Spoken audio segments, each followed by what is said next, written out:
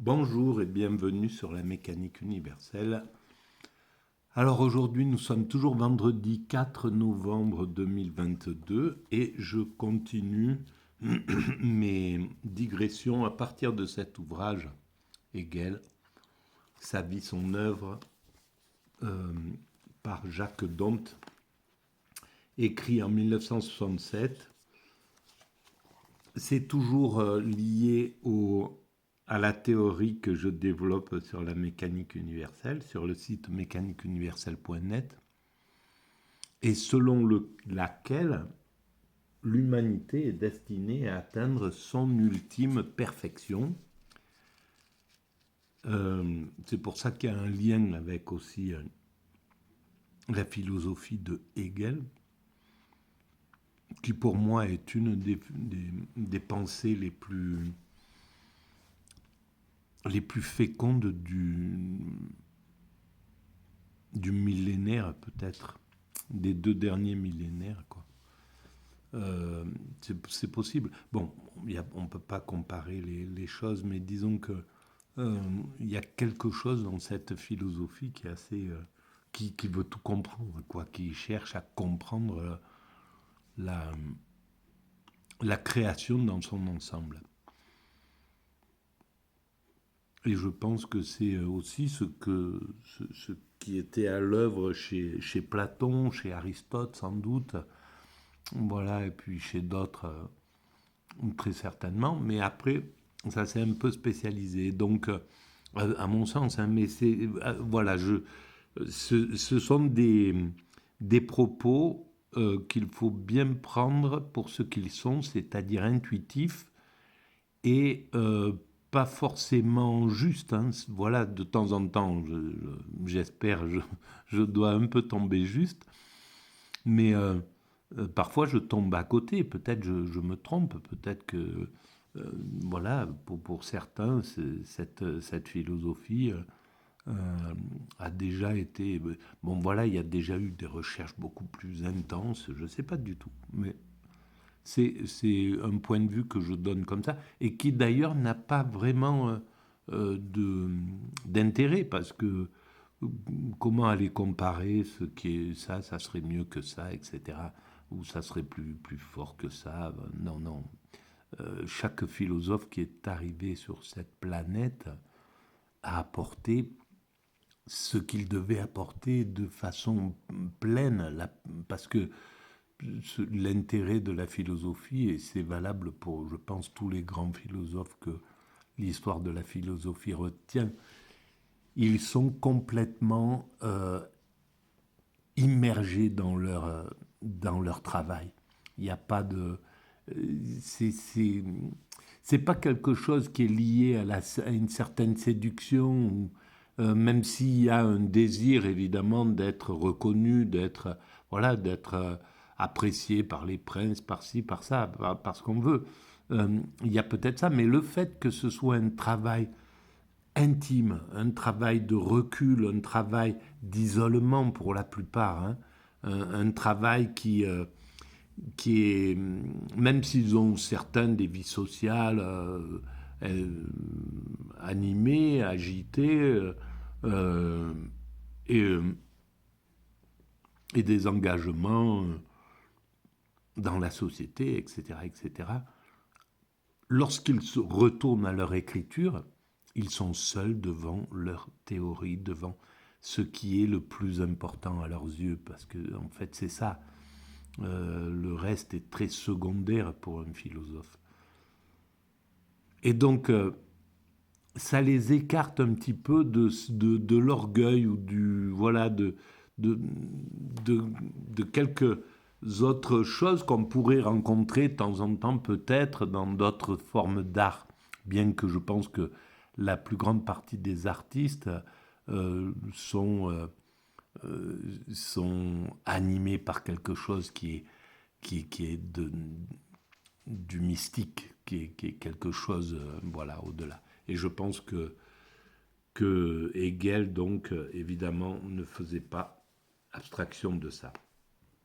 Alors, donc, je découvre en même temps que je lis, et puis, voilà, si je trouve, Si j'ai des remarques à faire ou des pensées qui me viennent, je les libère et je les laisse s'échapper comme des petits coursiers, comme des petits éclaireurs pour aller allumer d'autres lampes autour de ce que je suis en train de lire.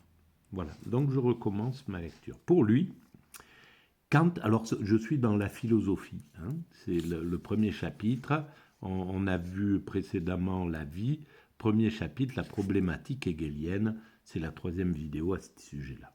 Pour lui, Kant domine tout l'idéalisme allemand, Fichte menant l'entreprise à bonne fin et Schelling servant de transition.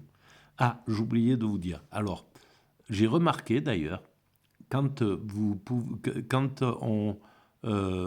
c'est ce qu'on m'a suggéré, voilà, un internaute m'a parlé de ça, qu'en fait, le fait de mettre un pouce, voilà, c'est une recommandation ou un avis, quoi, bref, un pouce d'un côté ou de l'autre, hein, parce qu'en fait, chacun... Et voilà, vous avez le droit d'aimer, de ne pas aimer. Mais si vous pensez que ce travail est important, que le travail que je fais, les vidéos que je fais, la mécanique universelle, globalement que cette théorie, l'humanité est destinée à atteindre son ultime perfection, a du sens pour nos frères humains qui vivent avec nous, qui ont vécu et qui vivront plus tard, eh ben, il paraît que ça aide. Et effectivement, je l'ai constaté. On est de plus en plus nombreux à venir écouter ces vidéos. Voilà. Donc, je pense que ça joue. Bon, en même temps, je fais beaucoup de vidéos tous les jours. Même, je ne pense pas que ça soit du domaine d'un être humain de pouvoir les écouter toutes les unes derrière les autres. Donc voilà, je pense que je sème à tout vent comme le Larousse, et pour le temps présent et peut-être les temps qui viennent, voilà, je ne sais pas. C'est au moins mon objectif. Voilà. Alors donc,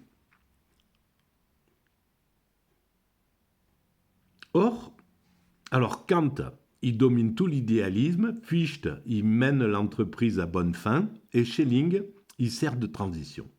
Or, c'est remarquable, Hegel n'a probablement étudié sérieusement Kant qu'après avoir été prévenu contre lui.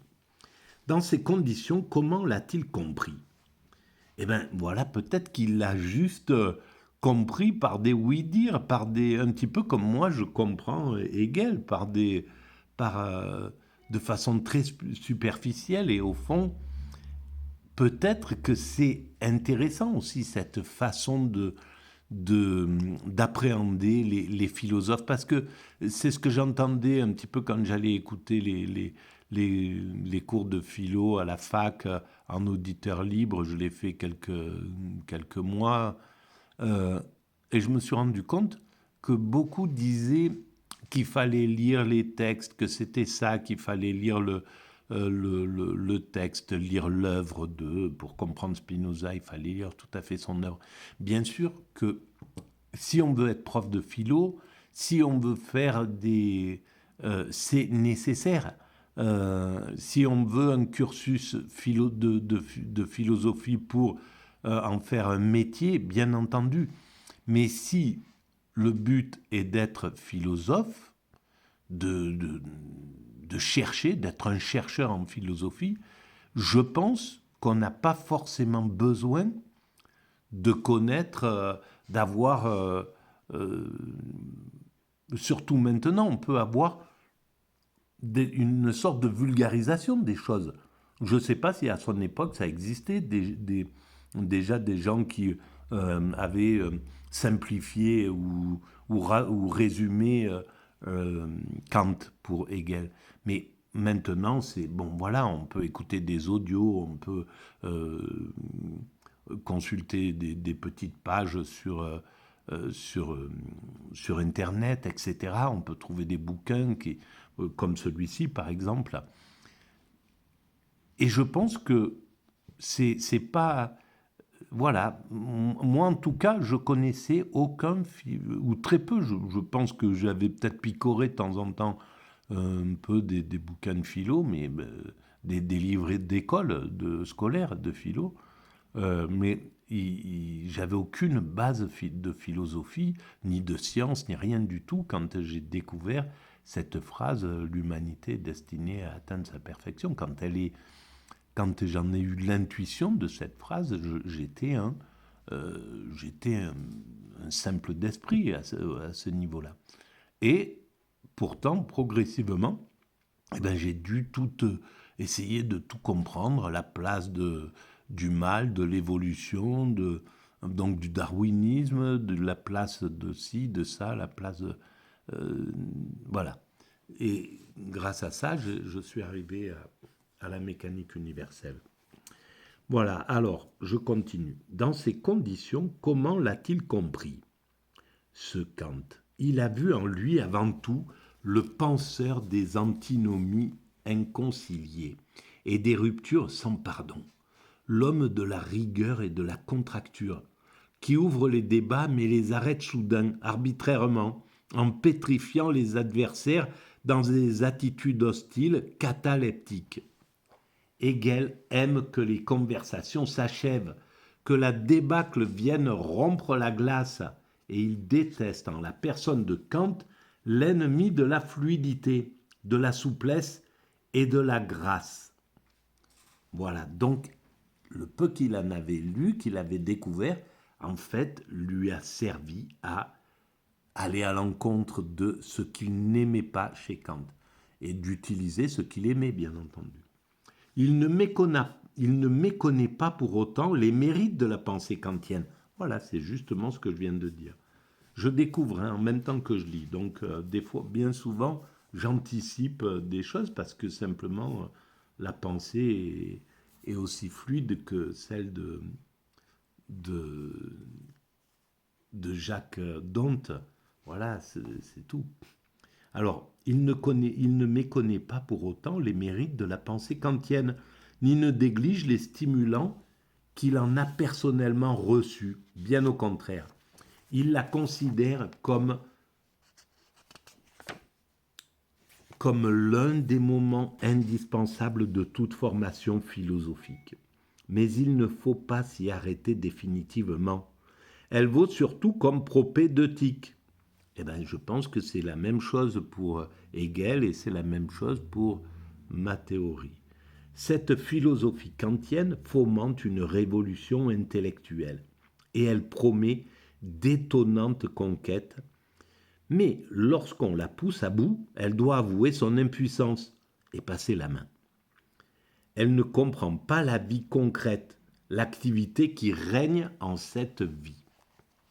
Le détachement kantien de la pensée et de la vie ressemble à la schizophrénie. C'est là où j'aimerais faire partie être un groupe, travailler en groupe. J'en ai rêvé dès le début de la mécanique universelle. Dès que j'ai vu que c'était compliqué pour moi d'écrire, que ça allait être laborieux, etc.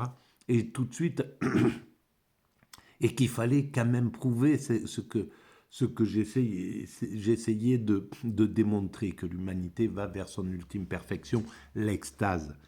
Et donc, j'ai rêvé longtemps de pouvoir rassembler du monde tout autour des philosophes, des penseurs, des gens qui pouvaient parler de Kant, qui connaissaient parfaitement bien Kant, parfaitement bien Hegel. Et là, j'aurais pu, en posant les questions, j'aurais pu apporter des choses. Mais comme, voilà, là, je suis bloqué parce que je sais pas ce qu'il reproche exactement à Kant. Pourquoi Kant est si... pourquoi c'est si austère, qu'est-ce qu'il veut dire par là? Donc si on me disait ça, après je pourrais arriver à dire, mais en même temps Hegel, oui, bien sûr qu'il fallait contester ça, mais il y avait du sens dans le fait, dans ce qu'a apporté Kant. même par ce côté-là, pourquoi il était important. Et c'est là où on voit que les choses sont importantes dans l'évolution, même par le pire. Et c'est ça qui est assez curieux. Voilà, je pense que j'irai pas très loin dans cette vidéo parce que ça me rappelle quelque chose. En rentrant en voiture de la bibliothèque de l'université, tout à l'heure où je suis allé écrire, j'ai entendu des trucs sur la politique américaine. Il y a des élections là de mi-mandat. Et donc, des gens intervenaient en Amérique, étaient interviewés, et ils disaient, c'est fou, maintenant, la parole est complètement libérée, on peut s'insulter, s'invectiver, dire des choses complètement fausses, aller, enfin voilà, faire... Et je me suis dit, bon, évidemment, c'est quelque chose de désastreux, quand on le voit comme ça de l'extérieur, mais il y a du sens. Ça veut dire que ça sert à quelque chose. Et j'ai rapproché ça d'une pensée, d'une réflexion que j'avais fait dès le début de la mécanique universelle, donc il y a 20 ans maintenant, un peu plus, où déjà il commençait à y avoir des tensions entre l'islam, entre le monde musulman et le monde occidental, etc.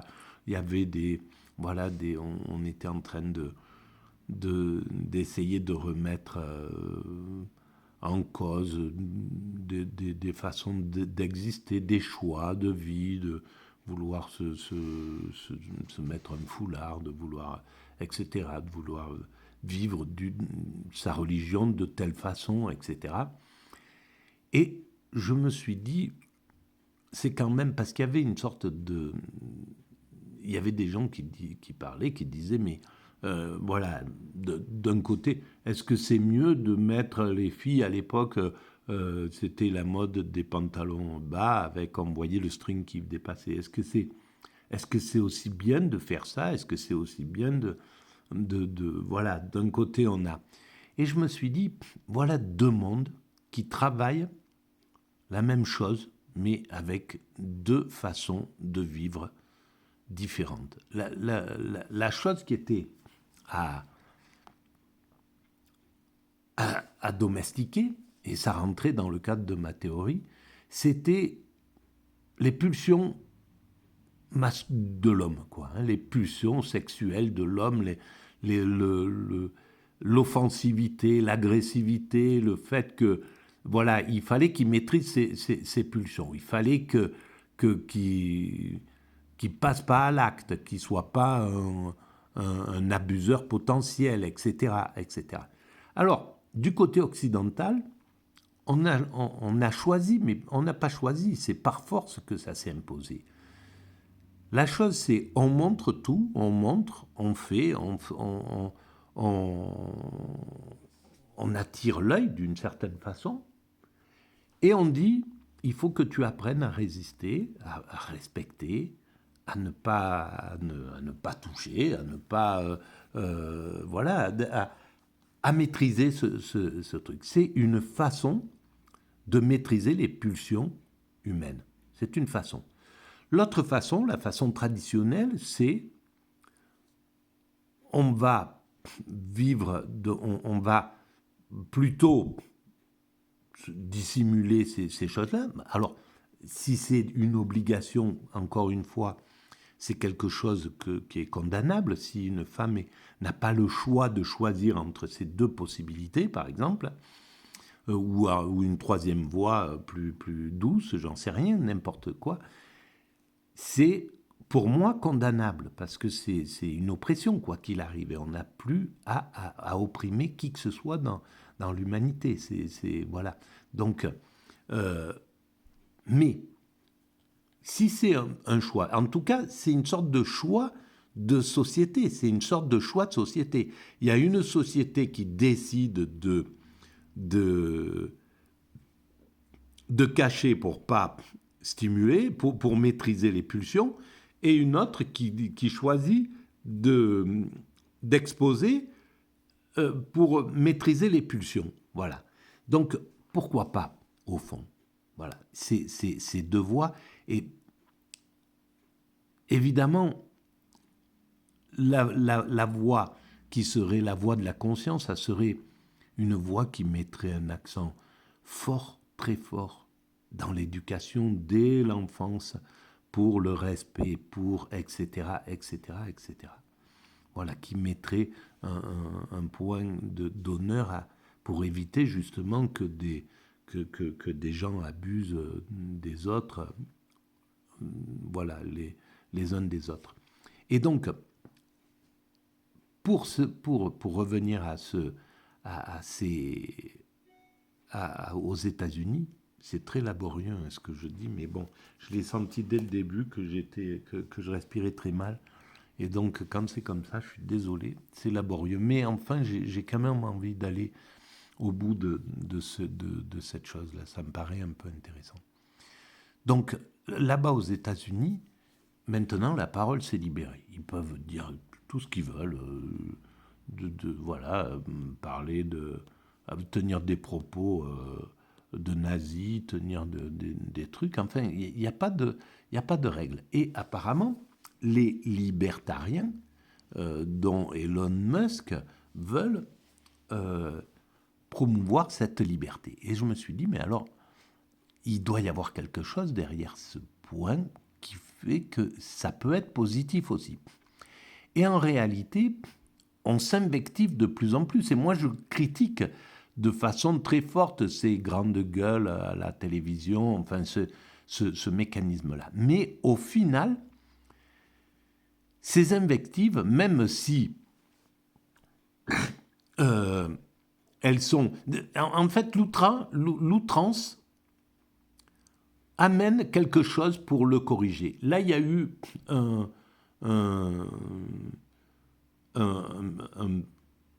animateur il y a eu un crime sordide, etc., et qui a préconisé que la criminelle passe tout de suite dans un jugement mais expéditif et soit enfermée pour toute sa vie, etc. Donc quelque chose qu'évidemment ça résonne dans l'esprit de 90% des gens qui restent au niveau de la simplicité et de la révulsion que cette violence, que ce crime a pu engendrer, bien entendu. Et en même temps, il a reçu une volée de bois vert, il s'est fait... voilà. Et donc, il y a une sacrée contradiction qui se joue là-dedans.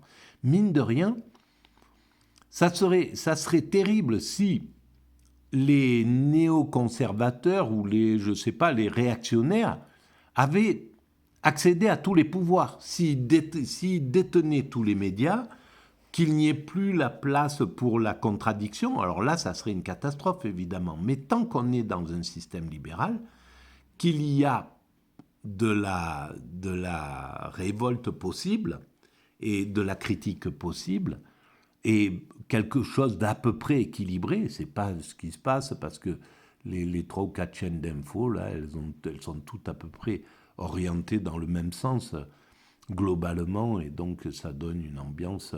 voilà, c'est ce qui fait qu'il y a cette haine qui naît en France, dans un pays comme le nôtre, comme aux États-Unis, c'est le même mécanisme qui est à l'œuvre. Donc il y a un déséquilibre, et quand il y a un déséquilibre, il y a une force qui prend le pouvoir sur l'autre. Et malheureusement, on est dans ce cas-là. Mais au fond, voilà, par le pire, par la contradiction, par le fait de s'opposer un petit peu, même de laisser ce libéralisme, ce libertarisme en fait, eh ben, il est peut-être, voilà, il a son sens aussi, et l'humanité évolue avec ça, et elle va vers son ultime perfection grâce à ça aussi. Voilà, c'est assez paradoxal, mais c'est comme ça. Alors, Le détachement de la pensée et de la vie ressemble à la schizophrénie. Dans une lettre à un négociant français, philosophe à sa manière, Hegel accuse lourdement cette tare du kantisme. Vous êtes français de naissance et vous vivez dans une saine activité. De ce fait, vous ne pouviez vous arrêter à une idée allemande, hypocondriaque, qui a rendu vain pour elle-même tout ce qui est objectif et qui, ensuite, ne fait plus que jouir en elle-même de cette vanité. Voilà, alors je commence à comprendre ce qu'il reproche à Kant. En fait, c'est un désir d'abolir le mal, en fait, d'adoucir trop l'humanité, etc. Au lieu de la regarder telle qu'elle est, et de voir, et puis d'aller même tirer le bon du pire, quoi, d'une certaine façon. Donc hypocondriaque, ça veut dire qui a peur de souffrir, quoi, qui a peur de la maladie, qui a peur, voilà, qui se protège de tout, etc. Ça serait un petit peu ça. Et évidemment, ça peut être contestable en fait. Et malheureusement, ma philosophie a un petit peu cette caractéristique. Elle cherche, bon, j'essaie de compenser de temps en temps, mais elle a un petit peu cette caractéristique de vouloir aller plus vite que la machine, de vouloir que ce monde aille vers la perfection plus vite que ce qu'il faut. Là, l'humanité a besoin de passer par l'étape des grandes gueules, par l'étape des quanones, par l'étape des voilà, des BFM, des CNews, etc. Des comment elle s'appelle cette chaîne aux États-Unis voilà, elle doit aller au bout de ça. C'est pas d'aujourd'hui que ça a été une progression lente. Hein. Elle est arrivée avec les Berlusconi, d'abord les Reagan, Thatcher et Mitterrand qui commencent parce que l'adversaire du capitalisme s'est effondré. Donc le libéralisme rentre dans la toute-puissance et puis tout doucement ils sont arrivés là. Voilà, le système s'est organisé tout seul.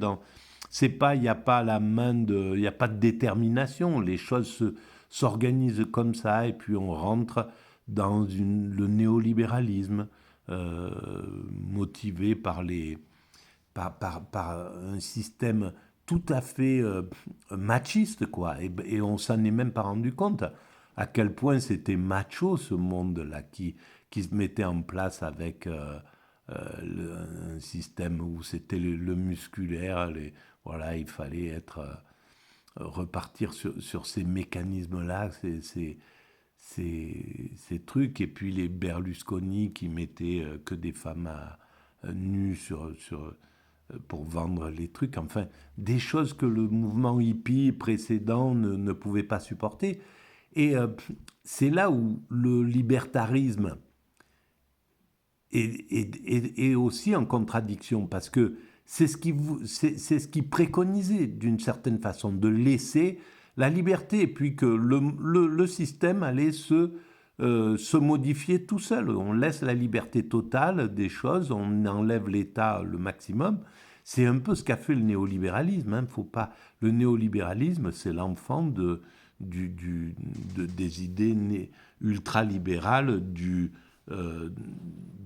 libertalisme, mal compris très certainement, comme le libéralisme appliqué ne comprend pas la théorie libérale réelle, quoi. Voilà. Et donc, à partir de là, et ça s'est abêti de plus en plus. Les gens, ça a été incroyable. Hein. L'État est parti en déliquescence. L'instruction est partie donc l'instruction, l'hôpital, tout ce que détenait l'État est parti en déliquescence. Donc les gens on commençait à ne plus apprendre à écrire, à lire comme il faut, voilà, à apprendre à, à développer des connaissances, etc. Et puis on se retrouve avec le loft, avec des choses comme ça, et on voit exactement comment une partie de la population a été laissée de côté de la connaissance. Et donc n'a pas forcément a des moyens extraordinaires pour se défendre. Ils sont très pertinents, très intelligents. Ils savent se débrouiller dans un système néolibéral. Ils savent tout à fait tirer leurs épingles du feu. Ça, il n'y a aucun problème. Mais ils n'ont plus du tout de vision, euh, de vision politique, de vision, euh, de vision. Ils n'ont plus que des visions égoïstes. Ils n'ont plus de vision de l'ensemble, pour l'ensemble de la population. Il y a quelque chose qui les a retirés de ce truc-là. Et en plus, le monde, l'Occident étant déconnecté du spirituel, il n'y a rien qui les rattache réellement à une vie sociale, à un engagement vis-à-vis de l'ensemble, etc. C'est pas pour ça qu'ils font pas du bien, peut-être ils ont ils participent à des choses, etc. C'est pas la question, mais on se rend compte qu'on a créé des gens qui étaient et ça c'est au bénéfice du néolibéralisme, parce que là des esprits comme ça se posent pas de questions sur ce qu'on leur propose, sur ce que le néolibéralisme propose. S'il dit qu'il faut être à la mode comme ça, qu'il faut avoir pour 1500 balles de vêtements sur soi, des sacs, machin, etc., courir derrière des Mercedes-Benz ou aller dans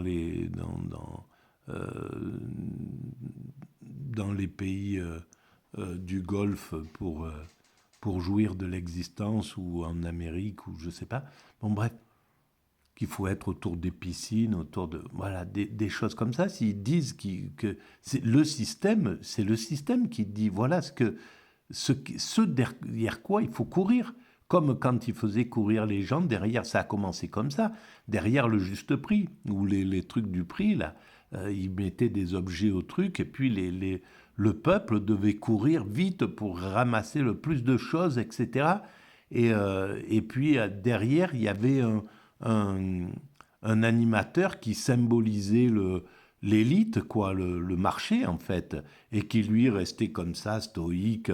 Nous, on n'a pas besoin de courir, nous, on n'est pas comme ça, on n'est pas comme le peuple qui est, voilà, qui est vénal, il est capable de faire n'importe quoi pour aller chercher un téléviseur, un truc, un objet, etc. Et après, en plus, il nous remercie alors qu'il nous a fait gagner de l'argent en pagaille dans cette émission. Enfin, là, il y a eu une obscénité. J'ai fait des vidéos là-dessus au tout début de ces choses. Il faudrait que je les retrouve et que je les ramène. Mais c'est catastrophique, quoi, quand on y réfléchit à ce truc-là. Alors, ce monde, évidemment, il est complètement fait pour... Et ça, c'est quand on laisse les valeurs, le système des valeurs au système du marché. Voilà. Si on laisse au marché le système des valeurs, ben, il nous donne ça, il nous fait ça. Voilà, et le système des valeurs, c'est les médias, c'est la télé. Donc on a donné, à travers la télé, on a donné le système des valeurs au marché. Voilà. Et il en a fait plus qu'une vitrine, il en a fait plus qu'une devanture de magasin où ils vendent tout ce qu'ils peuvent vendre, quoi. Hein. C'est des stars, ils vendent des sportifs, ils vendent du sport, ils vendent voilà, ils vendent non seulement trucs, comment ça s'appelle, ces émissions de vente enfin bref, il en a fait plus un truc de vente, quoi. Et, euh, et, euh, donc, il stresse parce qu'il faut stresser, parce que quand on stresse, quand on est dans le stress, eh ben, on passe plus de temps à acheter, on passe plus de temps, et puis déjà, on ne réfléchit pas. Donc, on n'est pas dans la conscience, on est dans les pulsions, etc. Voilà donc ce mécanisme. Mais donc il a son sens. Voilà. C'est, le système va dans cette direction-là. Non seulement il engendre aussi dans les autres, parce que l'Occident tourne de façon sourde, hein, il tourne en autarcie, quoi. Il se rend même plus compte de sa façon dont il est. Il voit bien que le reste du monde le conteste, le critique, que même dans ces pays, il y a des gens qui critiquent cette absurdité de, de, de consommation, de trucs, voilà, d'élitisme, tout ce qui nous a été donné par ces émissions-là depuis 40 ans. Mais il ne se rend même pas compte qu'on le critique, quoi. Il ne se rend pas compte que la Chine dit... alors oui, et tout de suite de la Chine, ils vont aller dire, oui, mais vous voyez, c'est une dictature, etc. Il interdit ci et ça. Et la Chine dit, nous, on ne veut plus de ces valeurs-là, on veut plus fonctionner comme ça. C'est quelque chose qui ne nous plaît pas. On ne veut pas ça pour notre jeunesse, on ne veut pas ça pour nos trucs. Et nous, on se contente de dire, ouais, c'est des dictateurs, etc. On n'arrive même plus à comprendre quand on nous critique, quoi. On a tellement plongé dans le narcissisme qu'on ne comprend plus quand on nous critique. On n'arrive plus à admettre qu'on nous critique. Voilà, et qu'on puisse dire, mais ça va pas, quoi. Voilà. Et alors, ce qui fait que on devient sourd jusqu'au... Et tout ça, ça travaille contre le marché. Hein. Le marché, il va falloir il devra céder la place. Tout est en train de le harceler, ce marché. Le fait on passe sur... voilà, on soit obligé d'être dans la décroissance, il y a les choses prennent des prix énormes, on pourra de moins en moins consommer, etc., etc. Il va falloir lutter contre les pays émergents pour des raisons politiques, donc acheter moins, etc. Enfin bref, on est parti dans le fait que le marché va devoir voilà, baisser les bras dans ce truc. Mais il n'empêche que la chose qui serait essentielle, ça serait de le retirer du système des valeurs, tout simplement. Retirer sa mainmise sur le système des valeurs. Ça serait une bonne chose. Et donner le système des valeurs à ceux qui sont chargés du système des valeurs. Voilà, il y a l'éducation, la pensée, la philosophie, la spiritualité, des, des choses. Ça ne veut pas dire qu'il faut donner ça aux religieux ou à des philosophes ou des choses, mais disons que ça soit, que ça soit au moins parrainé, disons, que le marché soit obligé de